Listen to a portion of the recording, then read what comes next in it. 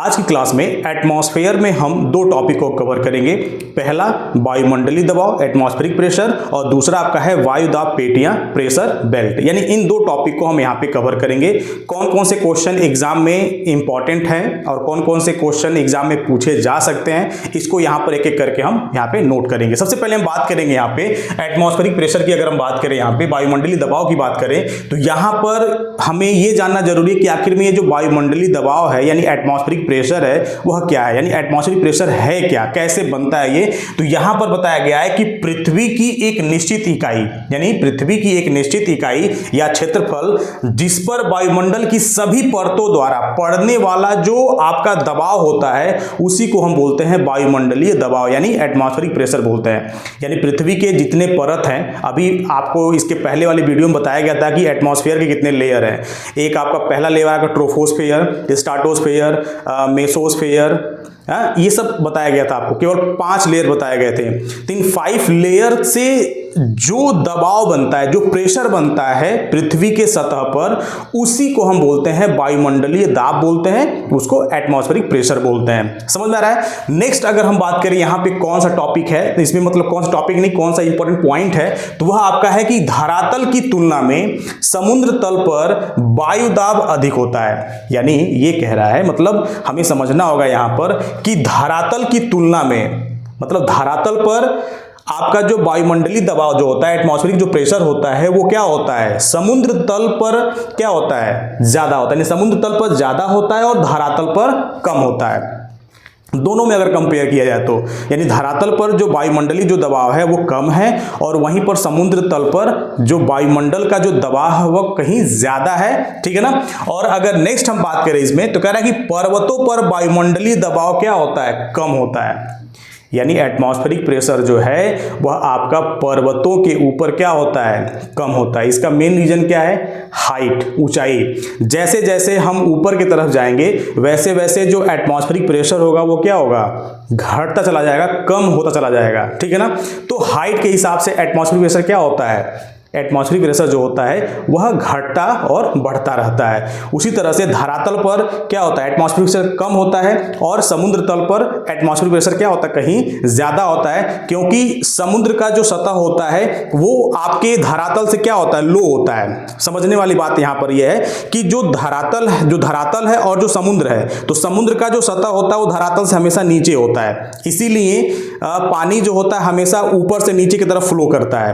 तो समुद्र का जो सतह है, ठीक है ना, समुद्र का जो तल है, सतह है, वह क्या है, धरातल से थोड़ा सा नीचे है, जिसके वजह से एटमॉस्फेरिक प्रेशर जो होता है वो धरातल के अपेक्षा समुद्र तल पर कहीं ज्यादा लगता है। ठीक है ना। और वहीं पर पहाड़ जो है यानी धरातल से ऊंचा होता है आपका पर्वत, तो पर्वतों पर जो वायुदाब होता है यानी वायुमंडलीय जो प्रेशर होता है, एटमॉस्फेरिक प्रेशर जो होता है वो कम होता है। ठीक है। तो जैसे जैसे आप नीचे जाएंगे आपका जो एटमॉस्फेरिक प्रेशर है वो बढ़ेगा, जैसे जैसे ऊंचाई पे जाएंगे, हाइट पे जाएंगे, एटमॉस्फेरिक प्रेशर क्या होगा, घटने लगेगा। ठीक है। आई थिंक क्लियर हो गया होगा आपको। नेक्स्ट पॉइंट देखते हैं। कह रहा है कि पृथ्वी के धरातल पर जो वायुदाब को हम वायुदाब पेटियों के आधार पर दर्शाया गया है। यानी पृथ्वी के धरातल पर हम क्या करते हैं, जो वायुदाब है उसको हम वायुदाब पेटियों के रूप में दर्शाते हैं। और ये फिगर आप जो देख रहे होंगे इसको समझने की कोशिश करिए। जैसे मान लीजिए ये हमारी अर्थ है, हमारा पृथ्वी है, और पृथ्वी को आपको पता है कि जो बीच में यानी बीच में कट करने वाली जो लाइन होती है, पृथ्वी को बीचों बीच से जो डिवाइड करती है, उसको बोलते हैं हम क्या बोलते हैं, उसको इक्वेटर बोलते हैं। यानी यहां पर जो लाइन आपका है वो है भूमध्य रेखीय यानी भूमध्य रेखी पे यानी भूमध्य रेखा पर जो दाब होता है, वायु का जो दाब होता है वो न्यून होता है, यानी बहुत ही कम होता है, न्यून होता है। तो इसीलिए यहां पे लिखा गया है कि वायुदाब रेखीय न्यून दाब पेटियां, मतलब यहां पर न्यून दाब वाली पेटियां यहां पे एक्टिव होंगी। ऊपर जाएंगे नॉर्थ साइड में तो यहां पर आपको जो मिलेगा पहला वो आपका मिलेगा उत्तरी उपोष्ण उच्च दाब। उसके ऊपर जाएंगे तो आपको मिलेगा उत्तरी उपध्रुवी न्यून दाब, और उसके ऊपर आप जाएंगे तो उत्तरी ध्रुवी उच्च दाब मिलेगा। फिर नीचे आएंगे तो वही सेम चीज, दक्षिणी उपोष्ण उच्च दाब और आपको दक्षिणी उपध्रुवी न्यून दाब और दक्षिणी ध्रुवी उच्च दाब। अगर इसको हम इंग्लिश में देखें तो जो पहला आपका जो यहाँ पर जो बीच में है यानी जो अर्थ को 2 भागों में डिवाइड कर रहा है, वह उसमें जो ये भूमध्य रेखी जो न्यून दाब है उसको बोलते हैं equatorial low pressure low pressure belt, और उसके ऊपर अगर आप आते हैं नॉर्थ साइड में जो दिया है उत्तरी उपोष्ण उच्च दाब जो दिया हुआ है, तो उसको हम बोलते हैं क्या कहते हैं, north tropical high pressure belt. और जस्ट उसके ऊपर अगर आएंगे तो ये होगा नॉर्थ सब पोलर लो प्रेशर बेल्ट। और ऊपर जब आएंगे तो आपका हो जाएगा ये जो नॉर्थ वाला का सबसे ऊपर है तो ये हो जाएगा आपका north polar high pressure belt. Same उसी तरह से नीचे आएंगे तो आपका क्या हो जाएगा, साउथ करके, यानी आपका नीचे आएंगे तो यहाँ पर जाएगा south tropical high pressure belt, south सब पोलर लो प्रेशर बेल्ट, यहाँ पर आपका हो जाएगा south polar high pressure belt. इस तरह से ये आपके इंग्लिश में है इसके। तो इसको हम एक एक करके समझेंगे, इसमें एक एक करके पॉइंट्स को हम समझने की कोशिश करेंगे। जैसे पहला जो है यानी भूमध्य रेखी जो न्यून दाब है, जो इक्वेटोरियल लो प्रेशर बेल्ट है, उसकी क्या मतलब विशेषता है, इसमें कौन कौन से पॉइंट एग्जाम मतलब इंपॉर्टेंट है।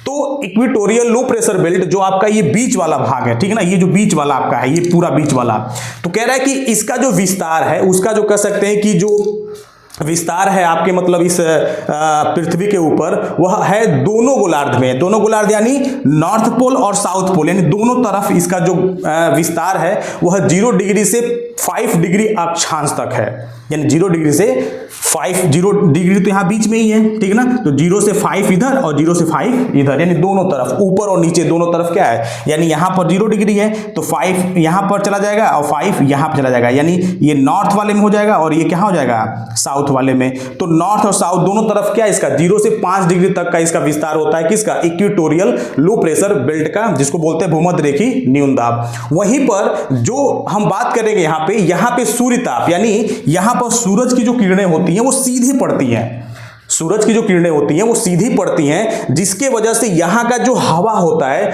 वह गर्म होकर के हल्का हो जाता है।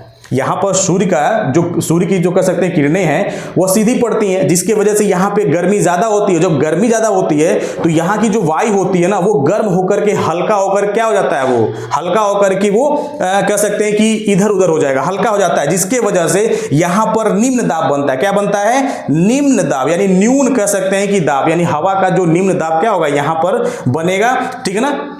अब समझने वाली बात यहां पर यह है कि वायु गर्म होकर के क्या हो गई, हल्की हो गई, जिसके वजह से यहां पे न्यून दाब बन गया, ठीक है। तो अगला जो इसमें जो पॉइंट है वो है आपका इसे शांत कटिबंध, यानी समझने वाली बात है कि इसको हम क्या बोलते हैं, इसको हम डोल ड्रम भी बोलते हैं, यानी इस वाले एरिया को हम क्या बोलते हैं, डोल ड्रम।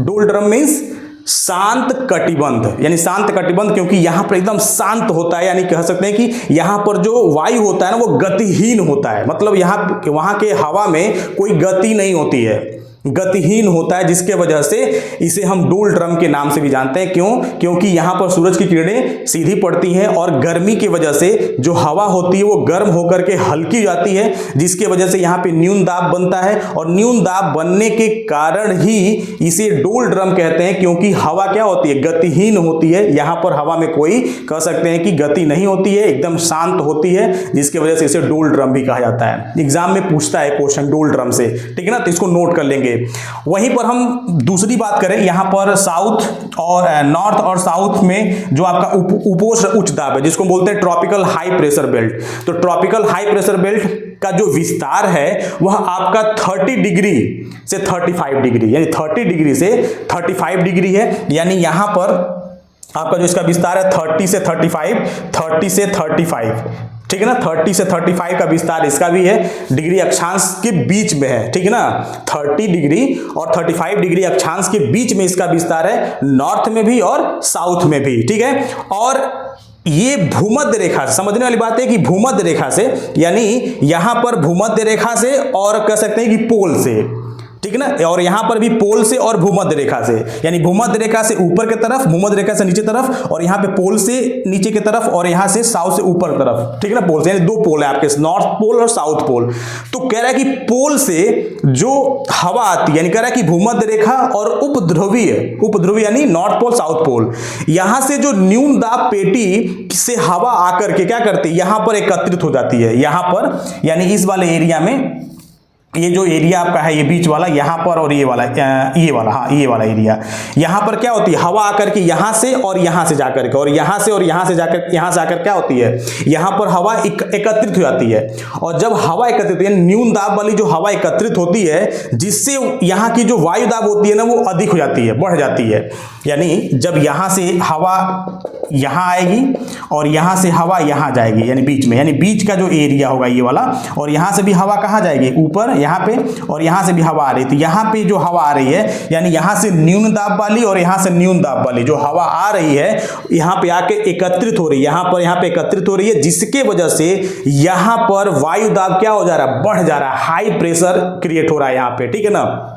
और इन दोनों पेटियों को यानी जो नॉर्थ में जो साउथ में जो आपका उपोष्ण उच्च दाब वाला जो है, ठीक है ना, तो इसे हम अश्व अक्षांश भी कहते हैं। क्या कहते हैं? अश्व अक्षांश। और ऐसा इसलिए कहा जाता है कि प्राचीन समय में जो नाविक होते थे उन्हें जैसे वायु दाब अधिक होने की वजह से समुद्र में अपने नाव को चलाने में बड़ी दिक्कत होता था, तो जो नाविक होते थे वो क्या करते थे, अपने जहाज का वजन कम करने के लिए वह अपने कह सकते हैं कि जहाज के ऊपर जो घोड़े होते थे उनको समुद्र में फेंक दिया करते थे, समुद्र में फेंक देते थे घोड़ों को। किस लिए? कि जहाज का जो वजन है वो क्या हो जाए, हल्का हो जाए, ठीक है ना। तो जहाज का वजन हल्का करने के लिए अपने घोड़ों को वो फेंक दिया करते थे, इसीलिए इसका जो नाम है अश्व अक्षांश भी है, हॉर्स लैटिट्यूड के नाम से भी इसको हम जानते हैं। उपोष्ण उच्च दाब को चाहे वो दक्षिण में हो चाहे वो उत्तर में हो, ठीक है ना, जिसको हम बोलते हैं ट्रॉपिकल हाई प्रेशर बेल्ट। सही समझ में आ गया। नेक्स्ट देखिए, नेक्स्ट जो आपका है उपध्रुवीय न्यून दाब यानी सब पोलर लो प्रेशर बेल्ट। इसका जो विस्तार है दोनों अक्षांश में, इसका जो विस्तार है यहां पर, ठीक है ना, दोनों अक्षांश में जो विस्तार है वह आपका 60 से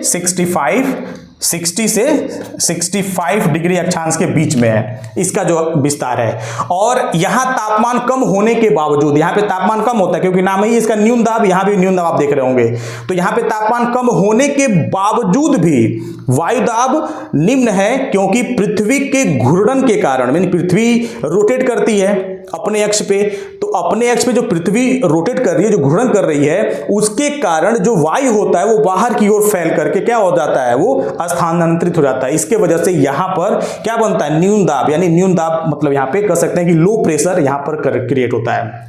और वहीं पर हम बात करेंगे पोल्स की, बात करेंगे north pole and south pole दोनों की अगर हम बात करें यहाँ पे, तो कह रहा है कि पोलर हाई, इसको बोलते हैं पोलर हाई प्रेशर बेल्ट। तो पोलर हाई प्रेशर बेल्ट जो वाला जो एरिया होता है यहाँ पे अत्यधिक ठंड के कारण ज्यादा ठंड पड़ती है, तो अत्यधिक ठंड के कारण यहाँ पर दोनों ध्रुवों पर उच्च दाब पाया जाता है। यानी ज्यादा ठंड की वजह से यहाँ का जो कह सकते हैं कि जो प्रेशर है, जो आपका एयर प्रेशर है, वो क्या होता है, कहीं ज्यादा होता है बाकी आपके प्रेशर बेल्ट के माध्यम में।